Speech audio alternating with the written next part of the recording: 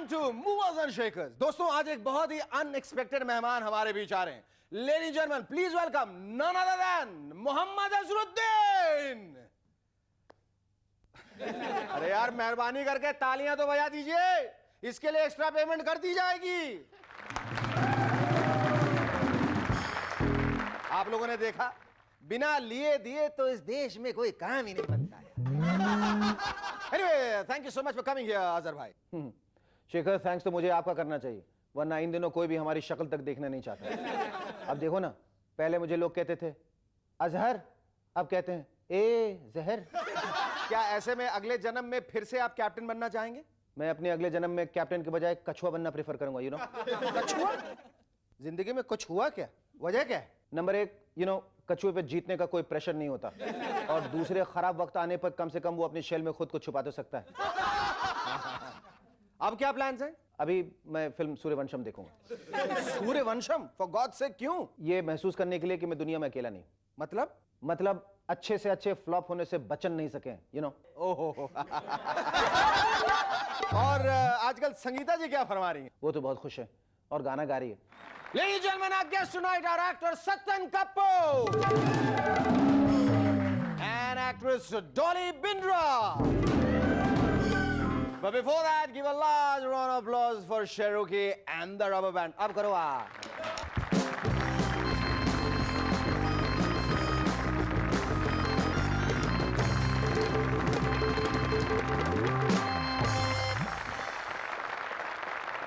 Hello, welcome back. I'm SS and you watching MNS. As you can see, cricket is out and monsoon is in. Goa में वोटों की अच्छी बारिश के बाद कांग्रेस को देश में एक अच्छे मॉनसून की उम्मीद। लालू यादव और राबड़ी जी पे सीबीआई के काले घने बादल छाए हुए हैं, जहां बीच बीच में गरज के साथ साथ सवालों की बौछार जारी है। महाराष्ट्र की बारिश के इकट्ठा हुए पानी में पवार जी अपनी कागज की नाव तैराने की कोशिश में जुटे। संगमा तारिक और पवार जी की वजह से सोनिया जी के कांग्रेस में पिछले दिनों जो एक कम दबाव का क्षेत्र बना हुआ था, वहां पे चुनावों के तेज प्रचार की हवाएं चलने लगी हैं। सोनिया जी ने भाजपा के मछुआरों को सावधान करते हुए उन्हें कांग्रेसी साइक्लोन से दूर रहने की सलाह दी है। छाता पकड़ो। कल्लू राम को अखबारों में छपने वाले राशिफल पे बहुत यकीन है। आज सुबह उसने अपने जोडियाक साइन में पढ़ा, बनते काम बिगड़ेंगे। इस पर उसने कहा, तभी सुबह से छींक आने को हो रही है पर आ नहीं रही, और मेरी सास की वापसी की ट्रेन रिजर्वेशन भी कंफर्म होते होते रहेगी। राशिफल में आगे लिखा था, साथ न मिलने पर भी साथ निभाना पड़ेगा। तभी तो शेखर भाई सुबह से ही टूटी चप्पल के साथ घूमना पड़ रहा है। लेकिन शेखर भाई, एक अच्छी खबर भी सच साबित हुई है। लिखा था, ऐसा उपहार मिलेगा जिससे अपनेपन का एहसास होगा। ये देखिए, मेरी प्रेमिका ने मुझे डिओड्रेंट गिफ्ट दिया है। मैंने कहा, होश में आओ कल्लू के, ये डिओड्रेंट अपनेपन का एहसास नहीं बल्कि तुम्हें अपने तन का एहसास दिलाने के लिए दिया है। कभी नहा भी लिया करो यार। नहाने से मुझे याद आया, एक मिनट, मुझे बहुत देर से कुछ चुभ रहा है। लगता है किसी ने अपने नापाक हाथ मेरी जेब में घुसेड़ दिए। क्या ग्लव्स? उफ, ये क्रिकेट कमबख्त पीछा ही नहीं छोड़ रही। अब देखिए ना, मुलायम सिंह जी और शरद पवार जी ने राहुल द्रविड़ और सौरभ गांगुली से इंस्पायर होकर साथ साथ एक बड़ा स्कोर बनाने की ठान ली। उधर सोनिया जी बार बार शोएब अख्तर जैसे भाजपा पे अटैक कर रही हैं। चेन्नई से जया जी कुछ देर बाद चिल्ला देती है, हाउस दैट, मगर जॉ साहब हैं कि अभी भी क्रीज पे डटे हुए। जया जी, ये मत भूलिए कि असली एम्पायर्स तो हमारे वोटर्स ही हैं। इस बार ये देखना है कि अंपायर किन किन पार्टियों को उंगली दिखाते हैं और किन को बाउंड्रीज का इशारा करते हैं। वैसे एक इशारा अब हम भी करने वाले हैं। एक अरसे के बाद आज हमारे बीच आ रहे हैं बेमिसाल शायर, हमारे चहेते उस्ताद।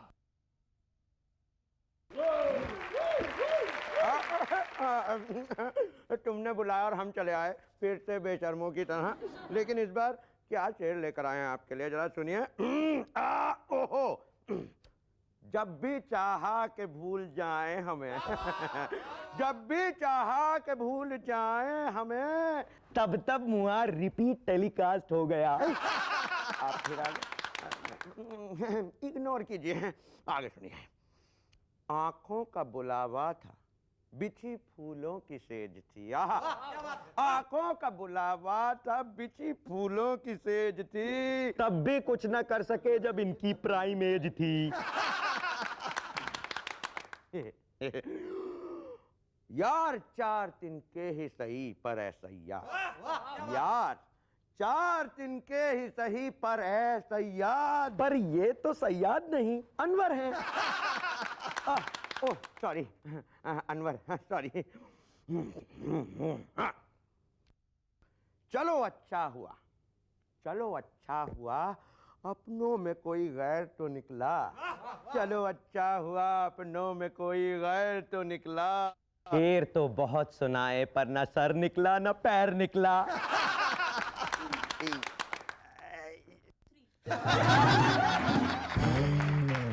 अब एक तुलनात्मक अध्ययन यानी कंपैरेटिव स्टडी सोनिया जी और राबड़ी जी के बीच। सोनिया जी बाहर की हैं और राबड़ी जी बिहार की हैं। सोनिया जी लेती हैं हिंदी ट्यूशन और राबड़ी जी लेती हैं अंग्रेजी का ट्यूशन। सोनिया जी की दुखती नब्ज बोफर्स है तो राबड़ी जी का सिर दर्द चारा है, पर कॉमन फैक्टर यह है कि दोनों का लालू जी बिन नहीं गुजारा है। अमेरिका के साइंटिस्ट अब ह्यूमन क्लोन्स बनाने में सफल हो गए। सुना है कुछ इंडियन साइंटिस्ट भी ह्यूमन क्लोन्स बनाने में लगे हुए हैं। अभी अभी पता चला है कि बोनी कपूर साहब ने 4 दर्जन संजय कपूर के क्लोन्स बनाने का ऑर्डर दिया है। ए भगवान, 4 दर्जन? मगर इतने सारे संजय कपूरों का बोनी भैया करेंगे तो क्या करेंगे? विश्वसनीय सूत्रों से पता चला है कि बोनी जी सबके लिए अलग अलग हिट साउथ की फिल्मों का हिंदी रीमेक बनवाएंगे ताकि उनमें से कम किसी एक संजय कपूर की फिल्म तो हिट हो ही जाए। और अब अंत में अ टेल ऑफ 2 सिटीज। दिल्ली जाने वालों, दिल्ली जाके आपको दिल्ली दर्शन के लिए परेशान होने की कोई जरूरत नहीं। आपके बिना कुछ कहे ही यहां के ऑटो रिक्शा वाले ये सेवा कर देते हैं। और बंबई में किसी को दूर से बुलाने का एक बहुत ही अजीब सा तरीका है। इस बात का आप बिल्कुल बुरा ना माने, आपको आदमी ही समझ के पुकारा जाता है, टॉमी या मोती ने। Our first guest on M&S tonight is one of the most seasoned character actors of the Indian film industry. Ladies and gentlemen, please welcome Satyan Kapoor.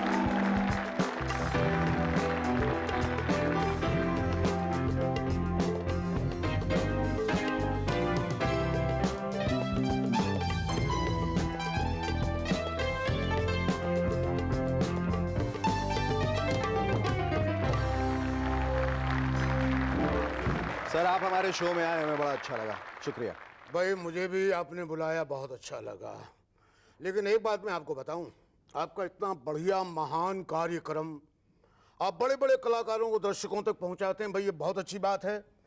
बस लेकिन एक बात मैं कहूंगा कि मुझ जैसे अदना से छोटे से कलाकार को आपने क्यों बुला लिया? खैर जब बुला ही लिया है तो मैं आभारी हूँ, शुक्रगुजार हूँ आपका। आप आभारी नहीं है, आप बहुत सारे कलाकारों पे भारी हैं।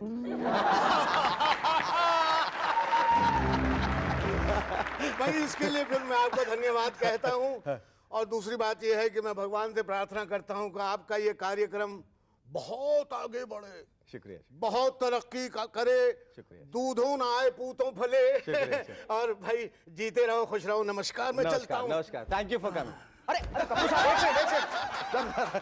अरे वो आप भी फ्लो में बोल गए, मैं भी फ्लो में नमस्ते कह गया। अभी बातें तो हुई नहीं, हमारा इंटरव्यू तो शुरू ही नहीं हुआ। कुछ आपके अनुभव, कुछ बारीकियां एक्टिंग की, कुछ जीवन के खट्टे मीठे। समझे भाई, काहे का अनुभव हो चुके, अनुभव बहुत। तो उनके बारे में हम जानना चाहेंगे। भाई देखो, एक बात मैं कह दूं जी, पता नहीं किसकी मुझे 2 लाइनें याद आ गई कि मैं जिंदगी के साथ बहुत दूर तक गया, मैं जिंदगी के साथ बहुत दूर तक गया। ये और बात है कि तारुफ न हो सका। क्या बात, बहुत बहुत खूब, वाह वाह वाह। आप एक महान कलाकार, एक अच्छे अभिनेता तो शुरू से रहे हैं, पर ये आपके अंदर का जो कवि है वो कब से कल्लोल कर रहा है? ये तो भी ऐसा है कि बचपन से ही, जब से मैं कुरुक्षेत्र में पढ़ता था, मैं संस्कृत मीडियम से, इसीलिए तो अंग्रेजी में मार खा गया, माफ करना। तो वहाँ कुछ हमारे बड़े जो बच्चे थे वो कविताओं में रुचि रखते थे। उसके बाद जब मैं बम्बई आया तो यहाँ एक कवि थे जहाँ हर हफ्ते गोष्ठी होती थी और मैं उसमें जाता था, जहाँ हमारे रामरिक मनहर जी, जी। स्वर्गीय स्वर्गीय और रामरिक काफी बड़े बड़े कवि आते, तो वहां से मुझे कविताओं का शौक लगा था। वैसे मैं राइटर नहीं हूँ, ये बता देता हूँ। कपूर साहब, हम बात कर रहे थे आपके इप्टा के करियर की, जहाँ थोड़ी भूखमरी तो थी, मुफलिसी थी, लेकिन एक अंदर की एक आग होती है एक अभिनेता की, काम करने की इच्छा होती है, चाहत होती है अच्छा काम करने की, तो वो रही होगी। लेकिन वो कहते हैं ना कि भूखे पेट भजन न होए गोपाला। हाँ, भूखे भजन ना हो गोपाला। तो वो उस वजह से क्या वो वही सिर्फ वजह थी कि आपका रुख जो है वो फिल्मों की तरफ हुआ? एक ड्रामा करवाया था राजेश खन्ना ने अपने दोस्त की मदद करवाने के लिए। उस ड्रामे में फिल्म लाइन के ही सब लोग थे, तो वहां से मुझे शक्ति सामंता ने कटी पतंग के लिए बुलाया और अच्छे पैसे मिल गए। उसके बाद जवानी दीवानी के लिए वो बुलाया। मैं पूछना चाह रहा था, जवानी दीवानी में जो आपका किरदार था मामा जी का, जी हाँ। वो बहुत बढ़िया था, उसके बारे में हम हाँ जी, हाँ जी, वहां से तो सुपर डुपर हिट वाली बात हो गई। और फिर उसी वक्त लग गई ये सीता गीता। तो तीनों पिक्चरें जो एक साथ लगी हैं वो चली, फिर रोटी भी चली भाई, रोटी भी चल पड़ी, चली, वो दाल भी चली, घर भी चला, अजी सब कुछ चला। उसके बाद पीछे मुड़ के आपने फिर कभी नहीं देखा? फिर नहीं देखा। शोले में जो आपने किरदार किया था, शोले में काम करते हुए, मतलब शोले की मैं समझता हूँ ऐसी खासियत है कि छोटे से छोटा और बड़ा से बड़ा किरदार जो भी है लोगों को याद है। काम करते वक्त आपको कभी इस बात का एहसास हुआ था, ये महसूस हुआ था कि ये फिल्म आगे जाके इतनी बड़ी हिट होने वाली? नहीं, बिल्कुल नहीं हुआ था, बिल्कुल नहीं हुआ था। और एक बात बताता हूँ, मेरी आदत है कि जैसे एक माँ के 7 बच्चे हैं, सातों बच्चों को बराबर प्यार करती है। हाँ, हाँ। उतनी ही ईमानदारी से प्यार करती है जितनी ईमानदारी से बड़े बेटे को करती है, उतनी छोटे को करती है। तो इसलिए मेरे लिए चाहे वो छोटा पात्र हो, मामूली सा कैरेक्टर हो या बड़ा हो, मैं करूंगा उसी ईमानदारी से। बहुत दुखियारी लड़की है बेटा, अब तो लगता है मानो मुंह में जबान ही नहीं है। और पहले इसे देखता हूं तो हमेशा वही याद आता है जब हम पहली बार ठाकुर के साथ इसके गांव गए थे। चलिए रामलाल जी, मुंह खोलिए। अरे बिटिया, हमें दो, हम खुद खा लेंगे। जी नहीं, हम आपको खिलाएंगे, मुंह खोलिए। दो ना बिटिया। नहीं। रामलाल जी, आपकी बेटी समान है, कहती है तो खा लीजिए। हाँ, कहती है तो खा लीजिए, चलिए। ये बताइए कि आज जो फिल्मों का जो ढर्रा है, जो रवैया है, वो काफी कुछ बदल गया है। सत्यन बाबू, आप देखते हैं बिल्कुल, बिल्कुल, बहुत बदल गया। पता नहीं बिल्कुल। कहाँ किस तरफ चले जा रहे हैं, कौन सी होड़ लगी, कुछ समझ में नहीं आ रहा है। बिल्कुल बदल रहा वो जो है। ईमानदारी की बात आप पहले कर रहे थे वो उतनी नहीं है, वो समान।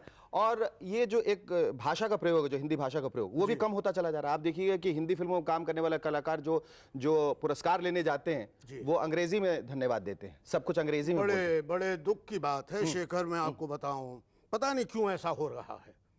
जिस भाषा में आप काम कर रहे हैं उस भाषा पे आपकी कम से कम पकड़ तो हो यारो। बिल्कुल बिल्कुल, हिंदी हमारी राष्ट्रभाषा है, मातृभाषा है और बहुत सुंदर भाषा है। पर कभी कभी क्या है कि लोग जो हैं ज्यादा क्लिष्ट हिंदी का प्रयोग करते हैं, उससे लोग घबरा जाते हैं अक्सर। मैं आपको बताऊं कि कोई किसी से कह रहा था कि वो लड़की जो हंस रही थी कि जरा वो थर्मस से जाके चाय लेके आओ मेरे लिए, तो उससे कहने लगा, ओ सुमधुर कंटट्टहास मृदुहासक, जरा शीत ताप नियंत्रित पाद से दुग्ध शर्करायुक्त पर्वत तपादित वाष्पय लेके आना। बताइए।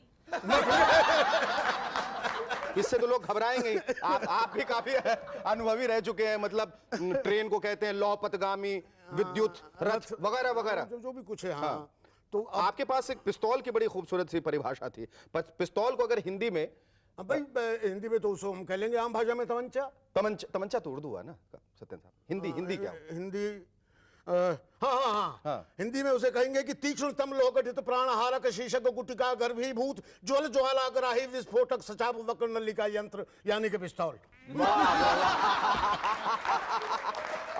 और अगर किसी को गोली तान के मारनी हो, ये पिस्तौल तान के हो, क्या कहेंगे आप? सावधान, यदि आपने अनुचित बात की तो तीक्ष्णतम लोकटित प्राणहारक शीर्षक गुटिका गर्भीभूत ज्वल ज्वालाग्राही विस्फोटक सचाप वक्र नलिका यंत्र के द्वारा प्राणांत कर दूंगा। एक बात कहूं, वो पिस्तौल की गोली से मरे न मरे, ये क्लिश हिंदी से जरूर मर जाएगा। थैंक यू सो मच, आपसे बात करके बहुत अच्छा लगा।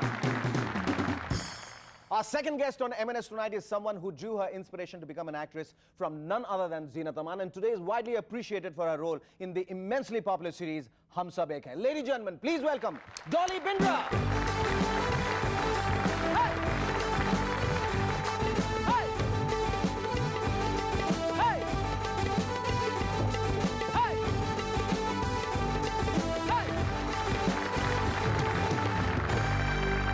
Hey! डॉली एक बात बता दूं, पहली बार इस प्रोग्राम में हम 200 शो कर चुके हैं, पहली बार इस अखाड़े में नाच गाना हुआ है।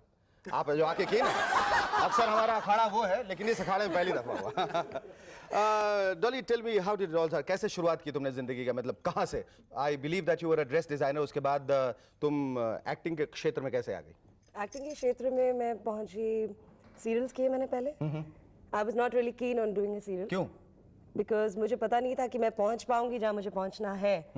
अभी तक पहुंची नहीं हूँ, पर जाना है वहाँ पर। बिल्कुल बिल्कुल पहुंचे, तो बिल्कुल। सीरियल्स वगैरह किए हमने, उसके बाद पर किस वजह से? मैं तुम्हें आत्मविश्वास की कमी थी, मनोबल की कमी थी, क्या वजह थी कि तुम ये सोच कर कि तुम चाहती थी, तुम अभिनेत्री बनना चाहती हो, लेकिन फिर भी कदम नहीं उठा रही थी? आत्मविश्वास की कमी तो बिल्कुल कभी नहीं थी। हाँ। वो तो ना रहेगी भी, because I am very confident about my self.